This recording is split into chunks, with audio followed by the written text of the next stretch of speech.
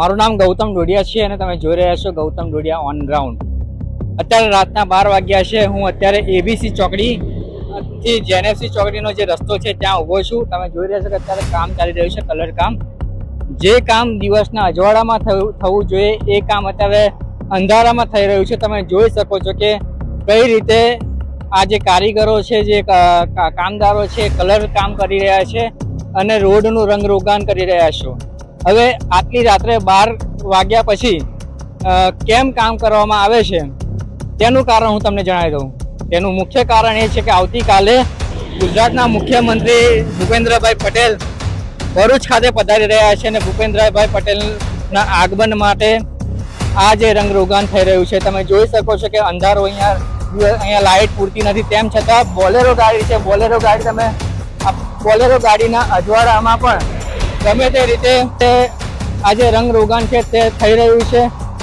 અંધારામાં આ ગાડી રસ્તામાં ઊભી છે, ત્યાં કોઈ એમણે પાછળ કોઈ બેરિકેડ લગાવ્યું નથી કે કશું લગાવ્યું નથી. જો અકસ્માત થાય તો તેની જવાબદારી પણ કોની?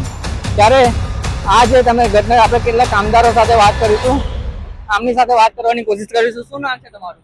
हसन भाई हसन भाई, ये क्यों काम अभी रात को 12 बजे क्यों कर रहे हो? साफ सफाई चल रहा है। साफ सफाई चल रहा है, रंग रोगान चल रहा है। ये रंग वाले अलग है, हम लोग साफ सफाई वाले हैं। आप साफ सफाई वाले, रंग रोगान वाला अलग है। आप कौन सा डिपार्टमेंट? GHB आप GHB। दिन में क्यों काम नहीं करते? दिन में भी काम किया है। दिन में भी काम किया। कल मुख्यमंत्री हाँ इसके लिए कल मुख्यमंत्री आ रहे हैं इसके लिए आपको ऊपर से बोला गया होगा कल मुख्यमंत्री आ रहे हैं, साफ सफाई होनी चाहिए। हम लोग तो 2 दिन से बोला गया था साफ सफाई करने के लिए। क्या बोला गया था? नहीं, हमें नहीं बोला गया था, हमको सिर्फ रात में बोला कि ये काम करने का है, आज तक पूरा करना है काम। आज तक पूरा करना है। ठीक है, तो हम दूसरे भी जो कामदार यहाँ पे काम कर रहे हैं उनके साथ बात करने की कोशिश करेंगे। रात को 12 बजे कैसे एक सीएम को खुश करने के लिए सीएम आए, भरूच में आए, बहुत अच्छी बात है। बार बार आने चाहिए, क्योंकि जब बार बार ये सीएम जो आएंगे तभी भरूच की जो काया पलट है वो हो सकती है। वो हम ये देख के ऐसा मान सकते हैं। भैया कितने बजे से काम कर रहे हो? 10 बजे। गुजराती છો? કેટલા વાગ્યાથી કામ કરો છો? 3 વાગ્યા. હા. કેટલા કલાકથી કામ કરો છો? 3 વાગે. 3 વાગ્યાથી કામ કરો છો? હા. જમવા ગયા હતા? બીજા બી કેટલા કામદારો છે, આપણે એમની સાથે વાત કરવાની કોશિશ કરીશું. મહત્વની વાત એ છે કે રાત્રે 12 વાગે ગુજરાતની મહિલા કામદારો પર રસ્તાની વચ્ચે કામ કરી રહી છે. તે જોઈને દુઃખ પણ થાય છે, કારણ કે એક મુખ્યમંત્રી કાલે આવી રહ્યા છે. આ જ કામ વહીવટી તંત્ર દિવસના અજવાળામાં પણ કરી શકે છે અને રાત્રે આ જે કામદારો છે તેમને આરામ આપી શકે છે. પરંતુ કાલે મુખ્યમંત્રી આવી રહ્યા છે અને મુખ્યમંત્રી આવે એ પહેલા આ જે રસ્તો છે એ રસ્તો ચોખ્ખો દેખાય, કલરફુલ દેખાય ને સારો દેખાય, એટલા માટે રાત્રે 12 વાગે મહિલાઓ દ્વારા પણ કામ કરવામાં આવી રહ્યું છે. આપણે કેટલીક મહિલાઓ સાથે પણ વાત કરવાની કોશિશ કરીશું. બેન, શું નામ છે તમારું?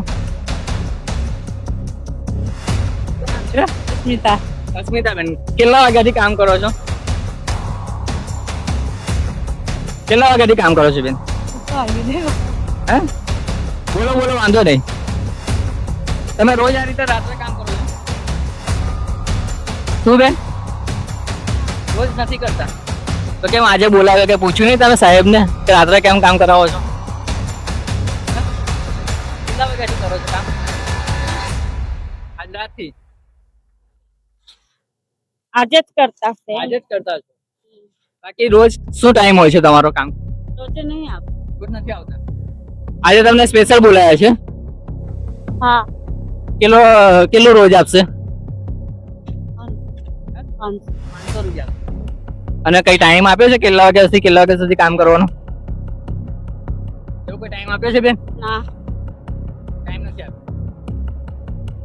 તો આ બેને જે રીતે કીધું કે આ જે કામ છે રોજ નથી થતું, આજે થાય છે. ને આજે કેમ થાય છે મેં તમને આગળ બી જણાવી દીધું કે આજે કેમ થશે. આવતીકાલે ગુજરાતના મુખ્યમંત્રી આ વિસ્તારમાં આવી રહ્યા છે અને ગુજરાતના મુખ્યમંત્રી આવે ત્યારે ભરૂચ ખરાબ દેખાય તેવું વહીવટી તંત્ર પણ ના ઈચ્છે.